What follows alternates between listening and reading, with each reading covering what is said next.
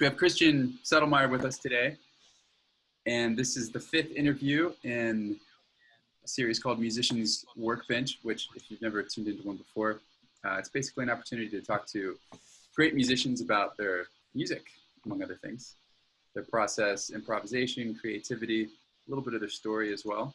So that's what we're going to do today, Christian.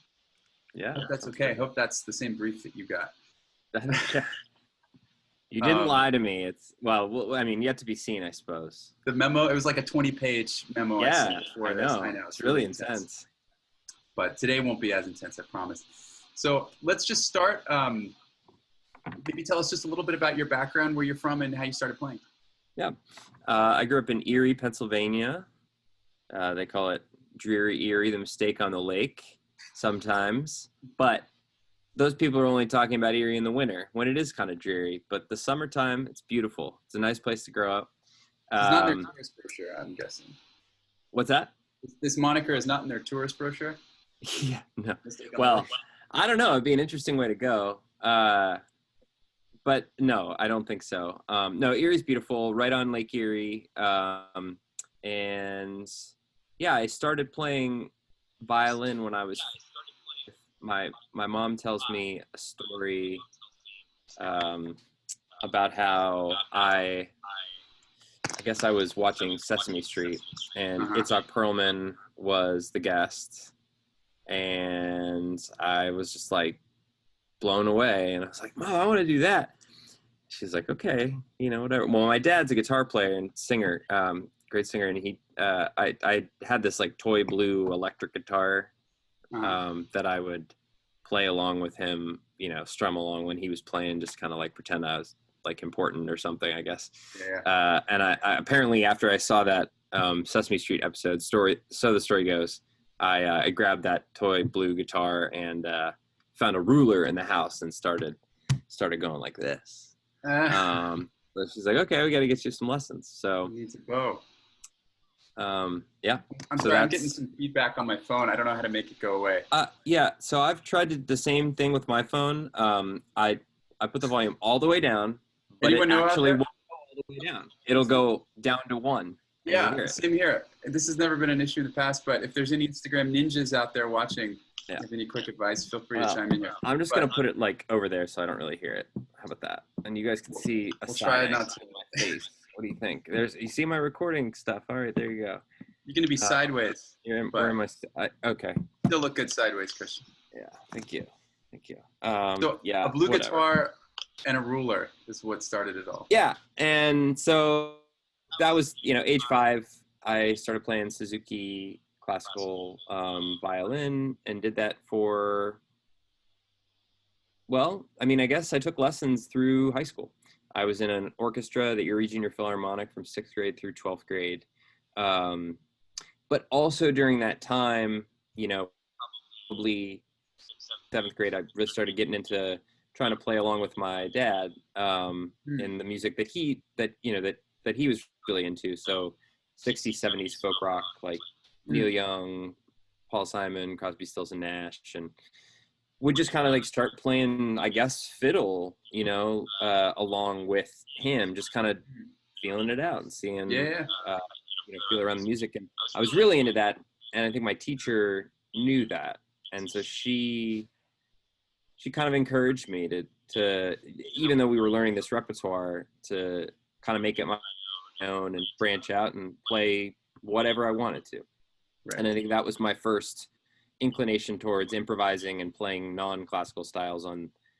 And then when I was in high school, I joined a rock band, so I sort of my peers, electric violin, and nice. Yeah, and so I was still playing in an orchestra, but I think that was really more musically where my head was at. Yeah. I was doing both things. It was sort of like classical music on the radio in the morning when we breakfast, and then like all of this other music at night, kind of. Yeah. Day, mischief by night. Your alter ego. Yeah. Yeah. So, but did you? Sorry, go ahead. Yeah. So, well, that was through high school, and So when I went to college, same deal. It was, so it was, I wasn't taking music super seriously in college. In full disclosure, college, I was super into debate. That was really my activity that took up most of my headspace. So I joined, a couple different bands in college and was always like playing in a band or two just for fun and was listening to a lot of music, but wasn't practicing a ton during that period of time. And then I was a business major in college. I got a job and went to Washington, D.C., was sort of a consulting firm for a year. Really hated my job, my day-to-day. It was not for me. So I quit and I moved to Nashville, and that was the summer of 2008. Because of music, you moved to Nashville? Well, I'd say, yes. I moved to Nashville because of music. I quit the job because the job was wrong, and I moved somewhere else because I didn't have any reason to be in DC. But yeah, I sort of decided in my head, let's always playing music. Let's go somewhere where there's a lot of music and see what it would be like to try and play professionally and like learn how to play better. And so I think at that time I'd sort of decided that it was either going to be Nashville or Austin. Again, I've been to both cities a couple times, but hadn't spent any serious time in either. Right. And I think ultimately I chose Nashville for two reasons. One, it was just a lot closer to where I grew up, but still far enough. It was like 9.5 hours from where I grew up, not several days travel. Yeah. If you're driving, I guess. And most of those days are just in Texas. Right. Yeah. And then I think the other thing was I had one of those bands I was in college. This is really the first time I ever even played bluegrass music. I went to college in North Carolina, so that was my sort of introduction to this world of acoustic music that I'm immersed in now, for sure. But one of the academic deans, who is also a Slavic language professor at the college, Billy Hamilton, he was also a bluegrass, like a traditional bluegrass, like banjo player, and is like the same era as like Peter Rowan and like he was buddies with Peter Rowan and Jerry Garcia, and I think he even maybe dropped out of Yale. He definitely dropped out of Yale at one point in the 60s to go travel around the country. I want to say it was with the Osborne brothers, but I don't actually know for sure. For like a year. Yeah, he's like in that world, and then went back to academia and ended up in academia. But like he had all these stories, and he was a very like pretty strict traditionalist in terms of like the music that the bluegrass music that he liked, and stylistically like what he wanted to hear. And it's so funny in retrospect looking back, because he was kind of like our mentor for this bluegrass band. It was really just like we played like 12 songs and they were all gospel bluegrass tunes. And like I don't know, he was definitely our cheerleader and our mentor. So we named that band was called the Dean's List, after Billy. And I remember, take off? How have I not heard of this band? I don't know. It was definitely a campus band. It was a lot of fun though, and he, I remember him encouraging me during college at a point in time where I would have never really considered music as a career. Not because I was like, definitely not. I was just sort of like, I don't know. That's not, I'm into debate. I'm a business major. Like, I'm going to go do something in that world. Right. Is where my head was at. But he was like, Christian, you're a smart guy. You could probably do whatever you want, but you really should consider, moving to Nashville and playing the fiddle. And I was like, okay, Billy, whatever, guy. But then, after I had that job that I really didn't like for a while, I think that conversation kept coming up in my head again. And so I think that, that combined with geography were the two real reasons that I moved to Nashville. But honestly, I didn't really know anybody, certainly not in the music scene at that time. So it was almost a coin flip in a way. Well, it seems like, I mean, it's just amazing. Like, I feel like we're pretty much the same age. So I'm 33. I don't know. Are we doing age reveals? I don't know. I mean, maybe. I'm 35. 35. Okay. Yeah. Well, but regardless, I mean, based on your timeline, it sounds like you only really got into bluegrass within the last decade, like in a professional way, at least. Yeah. About 12 years ago. Yeah. When I moved here. But still, I mean, I mean, we haven't known each other for these whole 12 years, but still, knowing this story, it's amazing to watch your transition because you're playing with everybody now. I mean, like, it seems like you're one of the first calls in Nashville for fiddle. So how did that happen? Well, I mean, I don't know, man.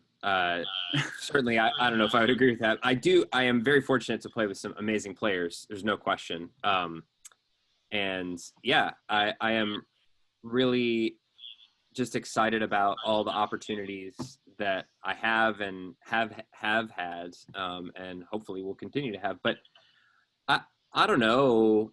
I don't really know how to answer that question other than to say, like, my sort of mantra when I moved here was just protect your inspiration at all costs and, like, get out there and, like, learn how to play. Like, everybody's amazing, you know, like, there's so many great players on every instrument. And for a lot of these styles of music that are, you know, either emanate from Nashville or are just around here because it's a conglomerate of amazing musicianship. Sure, yeah. Well, maybe here's another way to ask that, or one thing I would have you comment on. I feel like there's this misconception among people that aren't in Nashville, maybe even among, like, other fiddle players, that to play with some of the people you do, like Jerry Douglas, who's like a legendary name in this music, you know, and a lot of these bigger names in Nashville that you had to have been steeped in this from day one. You hear these stories like, oh, my daddy taught me banjo when I was a kid, and I grew up singing this music before I could walk, and then when you look at some of the stories of people who are playing this music, that's not the case. Like, some people came to it much later in life. Probably even later than 22 or 23. And I think it's good for people to hear that and see those stories, because I feel like some people might get intimidated because it can seem like a really steep hill for people that love this music, that want to play more of it. Yeah, to that, I would say the Nashville community is incredible from the perspective of, like, people are here to help and inspire each other. Like, obviously you're going to have outliers, but, like, that is overwhelmingly the experience that I've had since moving here 12 years ago. And when I moved here, I've got tapes of what I sounded like. It was bad, man. Like, I knew how to play the violin, but, like, stylistically, I had no idea what I was doing. Right. You know, so just getting in jams with people that are better than you, like, picking their brain, just playing all the time, and then going and practicing, transcribing all this stuff.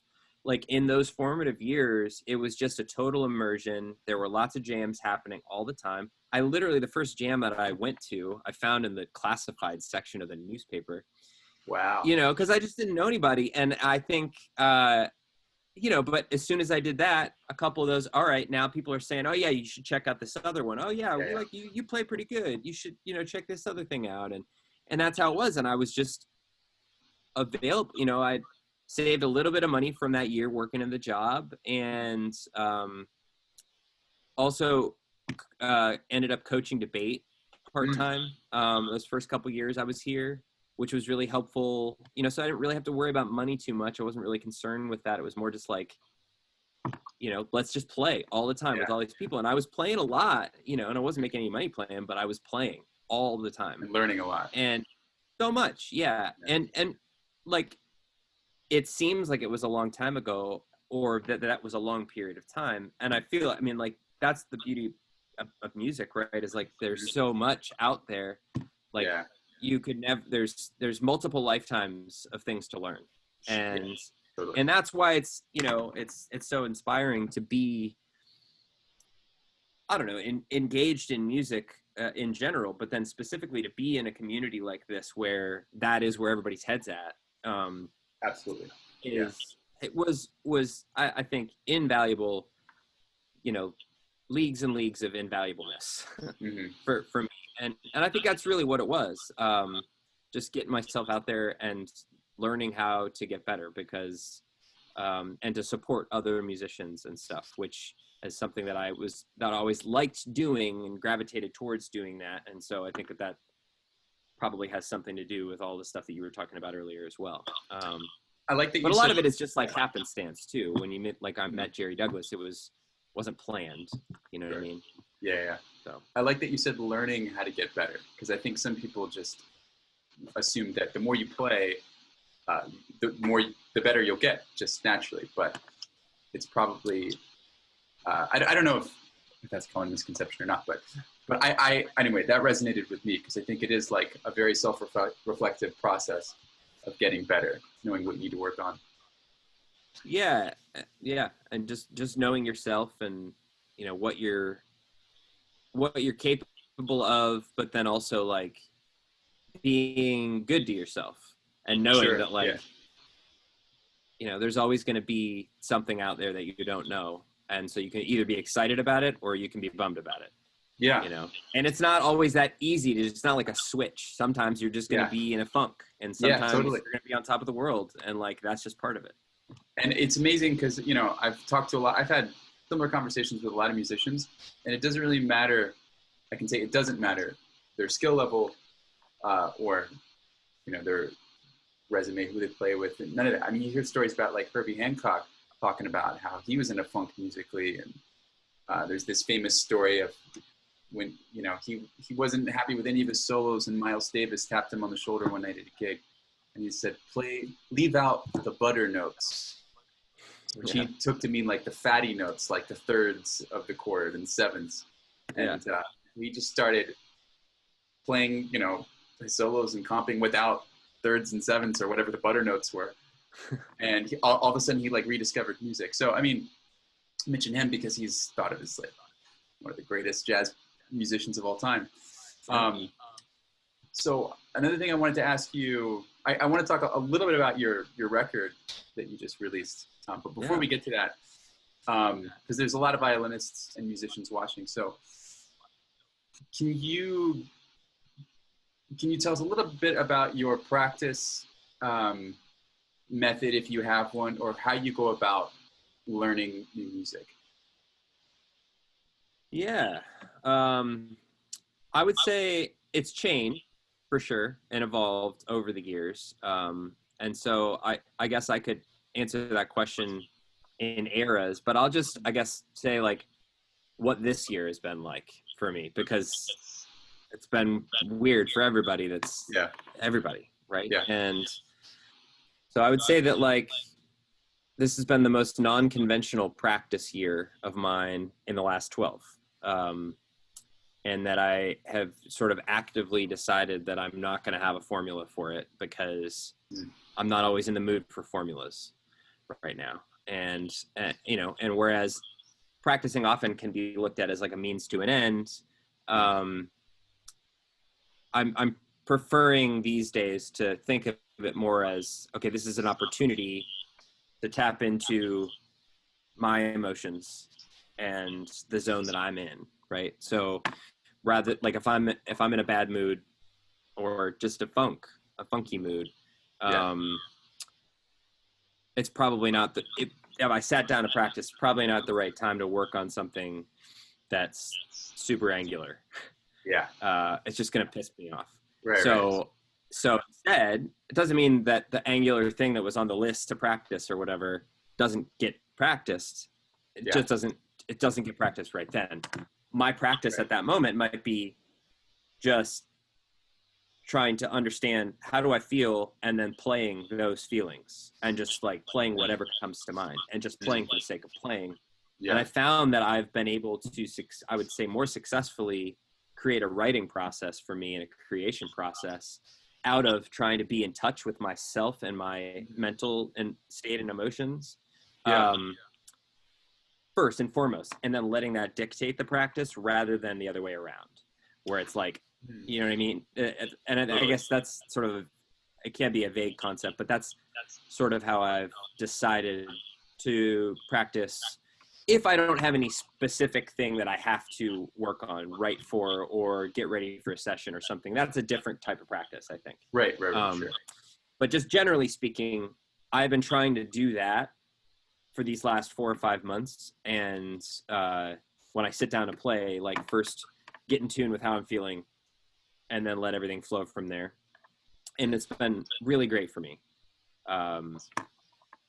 Since you mentioned composition, how much of your practice is composition? Or you mentioned like that's a source of inspiration for writing music. So yeah, how much of a part of your practice? So it comes in waves. I would say like the aforementioned album that I just released in June, Ravine Palace, I wrote maybe about half of those tunes sort of more in the vein of like, I'm just playing, that was a cool thing I recorded on my phone, and then I finish it right then, or remember because I recorded it and then come back to it later when I've sat down to write and finish it that way. The other half were very specifically like, I had a task. I went into, a recording space practice room, and the only goal was like, turn everything off, you're writing, and that's it. And I have done a little bit less of that, what I just said, during these last 4 months, and more of play with the idea of writing in mind. And then when you feel like you've got something flowing, then hit record. And a lot of my writing comes that way, where it's almost like like melodies that are mostly improvised to start. And then I'll listen back and then tweak them. Like, and so iPhone or now this is my home studio where we're at right now. You can't really see it. I've got some baffles over here, and I've got foam on the ceiling, and got my interface and my studio monitors here. So I've been recording stuff a lot that way in these last 4 months. But like if I'm on the road or just out in a park somewhere, I'll do that in Nashville. Usually just my iPhone. Yeah. Well, maybe that's a good segue to your album that you released in June. So tell us a little bit more about Ravine Palace. Is that the name? That is the name, yes. Real quick story, though, before you say that. I have a newsletter, and I blast it out to however many people. I forget actually who's on my newsletter, and I mentioned that we were going to be doing this interview. And a friend of mine who doesn't even play music, but a friend of mine who went to college, who lives in Seattle now, sent me a message. Hey, I'm listening to Christian Sedelmeyer because I clicked on his link in your newsletter, and his stuff's great, man. Thanks for thanks for letting me know. So right on. So someone out there loves your album. I mean, there's more than one, but yeah, I've heard a little bit, and what I heard was great. So thank you. Let's dive into the album. Yeah. So it's the first album that I had written all the tunes and just kind of released, I suppose, under my own name. It's all instrumental. And the band is Andrew Marlin on mandolin, Eli West, another Seattleite, on guitar. If your friend is listening, check him out. Yeah. And Clint Mullican on the upright bass. And then Jerry Douglas came in and played on one tune. And that one tune, Deacon Waltz, is the only tune that was an older tune that I had written years ago and actually recorded with 10 String Symphony, my duo with Rachel Baiman. And I love that version so much. It's just 2 violins, very stripped down. But I also, it's a slow, beautiful waltz melody. And I always wanted to hear it with a more full string band, and I knew Jerry would sound awesome on it. So wanted to, to do that and reconstruct that in a different musical context. But then all the other tunes were written new for this album. And many of them written with that group of folks in mind. That's the exact same band, minus Jerry, the quartet, Andrew, Eli, Clint, and I, that recorded Andrew's first instrumental record, Buried in a Cape, which came out the year before. And it was honestly one of the first sessions that I played from start to finish where I felt like I could just be myself musically the whole time. There was no pressure. We were just playing. We blasted out 15 tunes in like 2.5 days, mixed it the rest of the third day, and it was done. And it's like one of my favorite musical things, the way that we all just kind of gelled. We were real close together in a room, and that, that was part of it. There wasn't much mixing to do because there's no headphones, nothing. We're mixing live while we play, And I loved that experience so much with those musicians that's really what spurred me to be like, okay, I've got some of these tunes, but now I'm going to write. I don't think at that point I would even thought, like, I was like, oh, I'll probably make an album someday, but I don't want to do it just to do it. Like, I want to have a reason in like an inspirational moment that says, this is what the concept is. These are the people for it. And that was that for me. I was like, this was great. I loved it. Now I want to write tunes with those guys in mind and do it again and see how it feels. And it's funny talking to them because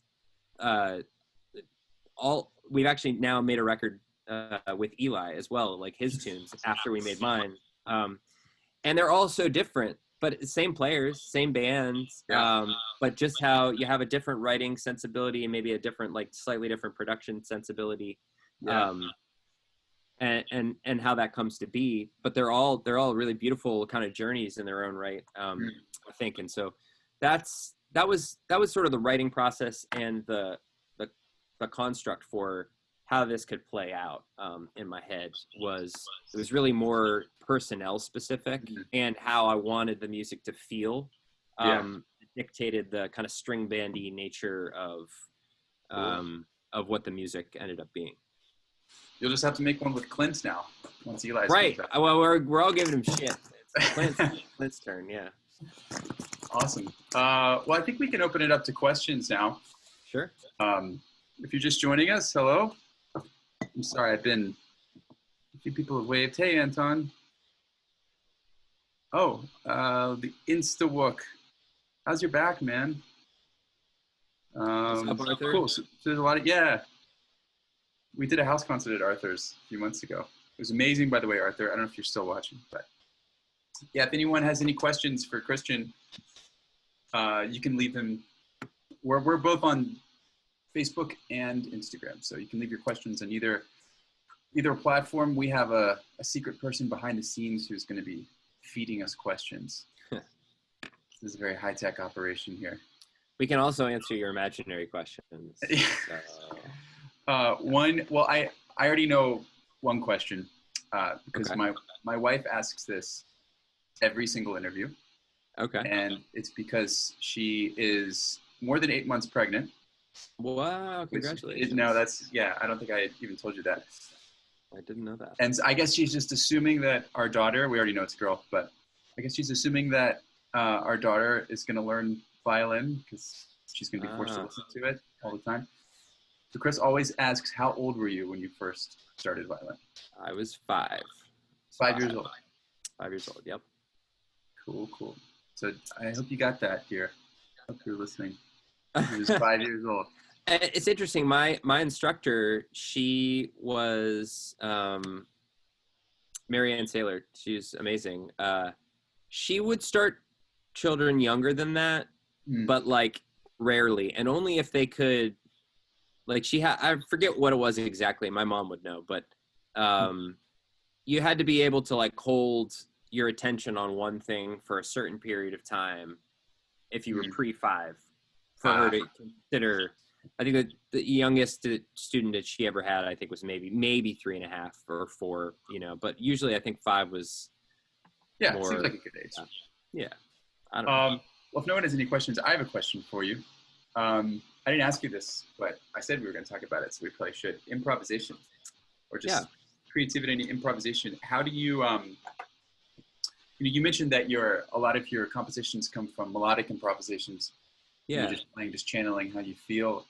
Do you have some tips for other violinists out there about how to practice improvisation, maybe in a bluegrass setting or in general? Yeah, I mean, I think it's always helpful to think about the context in which you're playing, right? Because more often than not, the violin, even as a melodic instrument, I feel like is an incredible support instrument, right? Mm-hmm. So, and it can take up a lot of space, or it can take up very little, and that's the beauty of the bow, and just the dynamic range that's available. Right. And so I think, context is so important. Like the way in which you're going to play and the amount that you're going to play is going to be very different if you're just playing as a duo with a guitar player that sings, or another fiddle player that sings.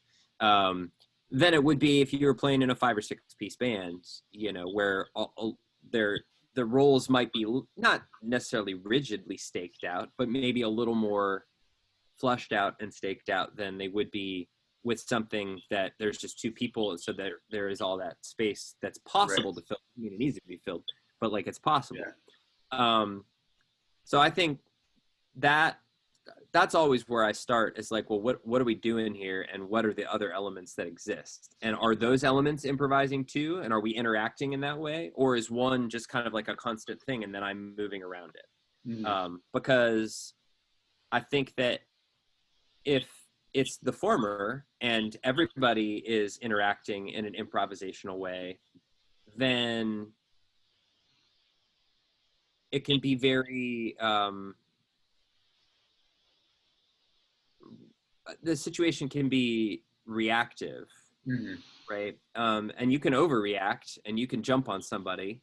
Yeah, of course. And later you listen back and you're like, well, that was really douchey of me. Like I should have just chilled out. Yeah.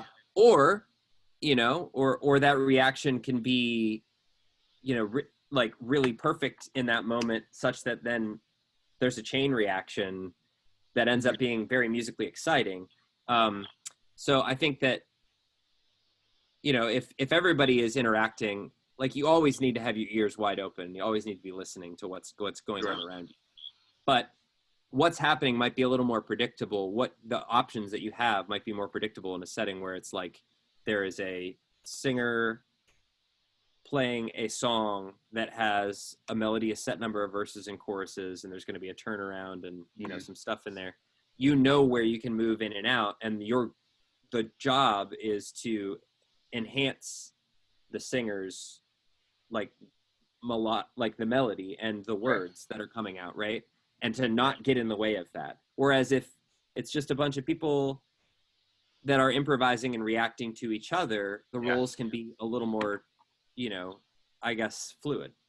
So I think context for me is the biggest thing in terms of what's appropriate and what's not. Starting there, and then, obviously you can get a lot more specific from there. But so it sounds like your approach is, based on what you said, it's kind of independent of genre, regardless of what style of music you're playing. Yeah, I'd say so.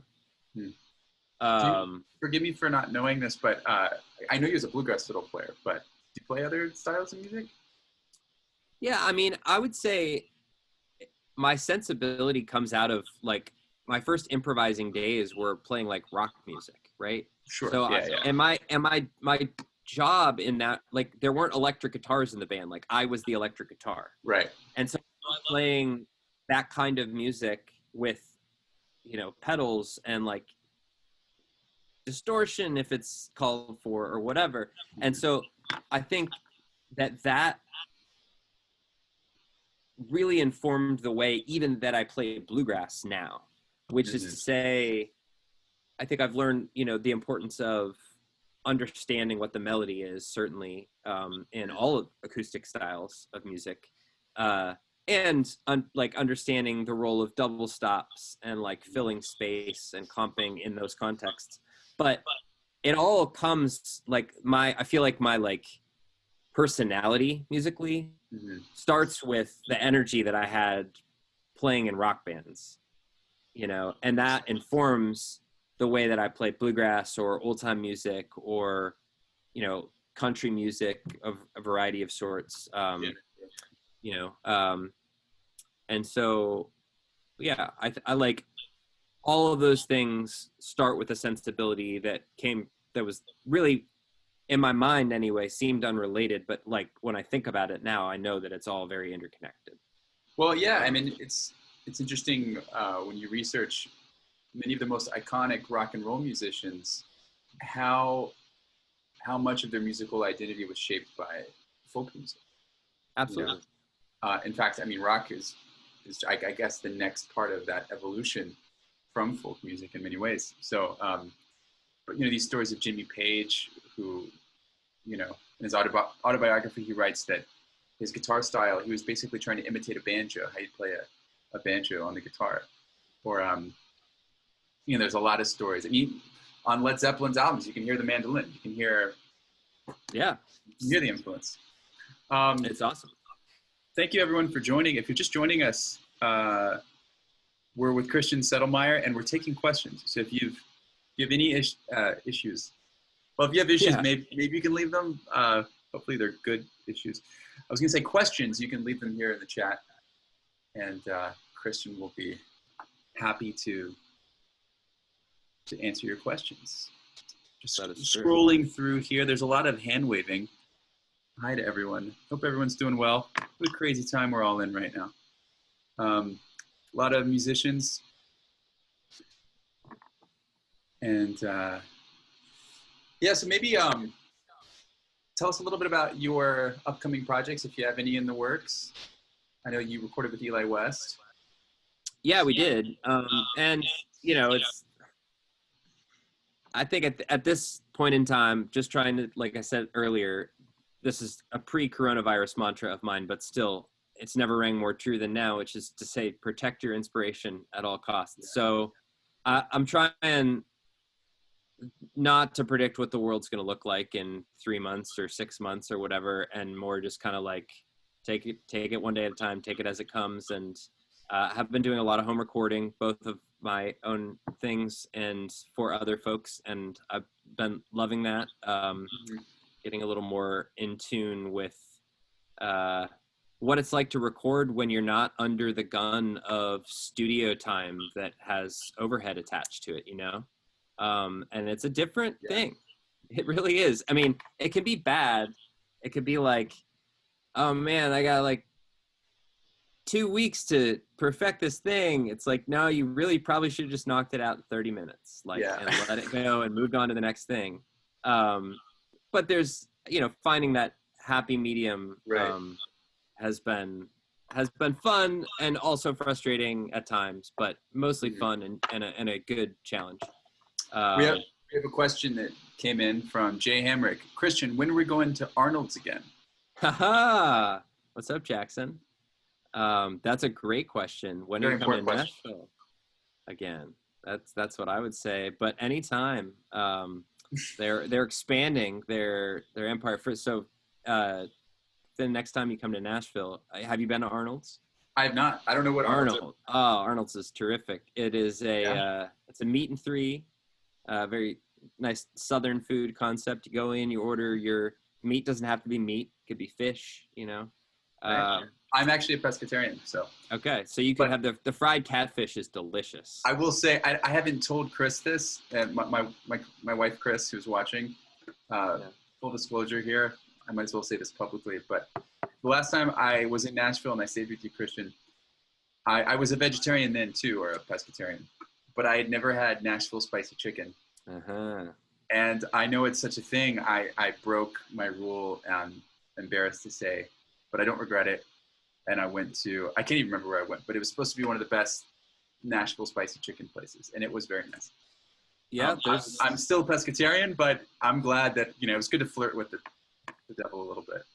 Well, when you go to Arnold's, get the fried catfish. If you're into that, it's delicious. Yeah. Arnold's. Anyway, All right. Arnold's is the bomb. I will remember it.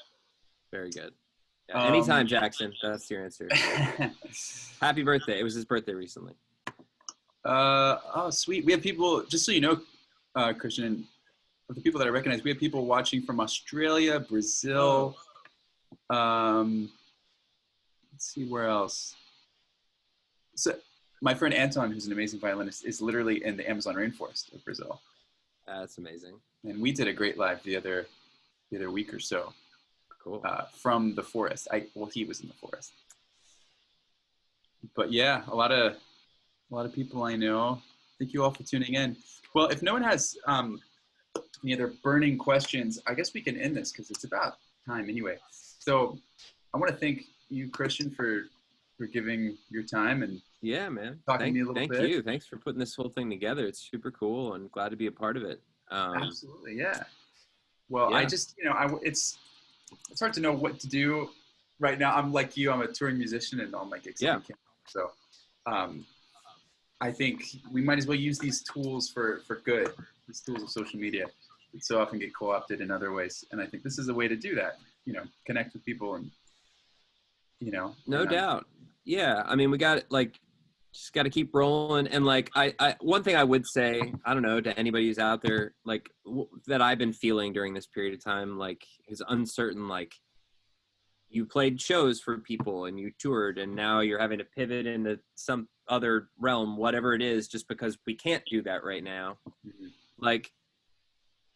There's no right or wrong. We're all just going through the same thing, trying to figure this period of time, and it is a period of time, out.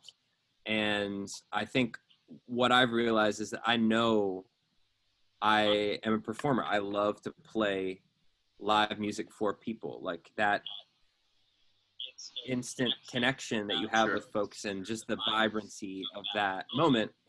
There's nothing, you can't recreate that or replicate it, really. You just got a lot of hearts on that one, and if I could be giving you hearts, I would. But seriously, it's not a thing that you can, you can't do that from your living room with a computer. What you can do from your living room with a computer is a different thing, right? And it's not better or worse. It's it's different. And so I think there's a lot of opinions. People are like, oh, are we doing this too much? Are we doing it too little? Blah blah blah. I don't know. Yeah. But live shows will eventually come back. It will look different, and hopefully there will be enough support for the venues that need support, and of which there are many, and the musicians that need support, of which there are many. But all we can do is keep on and protect our inspiration during this period of time, so that when they do come back, we're ready to go. And live music, I hear people that I never even knew were into going to concerts talking about how the thing that they miss the most about pre-coronavirus is going to live shows. And I'm like, tell me about it. Yeah. Right? Yeah. But that's cool to hear. And that gives me hope, because that means that there's going to be so much demand for it when it finally is a thing again and people feel safe to gather. And we're going to have to figure out that stage, and it's going to be a transition too. But live music's not going to go away. If anything, it'll be valued more, I think, after this. So I think that is a great note to end on. And that last comment also got a lot of hearts on Instagram. So I love you guys too. We do. So thank you so much for those words. And thank you all for joining us on Instagram and Facebook. And we appreciate your questions and your hearts and your emojis. And your positive vibes. Yeah. Good job, guys. Thank you. We'll be doing another one of these 2 weeks from today with another Christian, actually. Christian House this time. Cool. Who is a great improvising, creative violinist, music pedagogue, businessman, entrepreneur, everything, man. So I'll be posting more about that on the socials. But thank you all. And thank you, Christian. Thanks, man. Stick around, Christian. Good to see you. We're going to end the live here, though.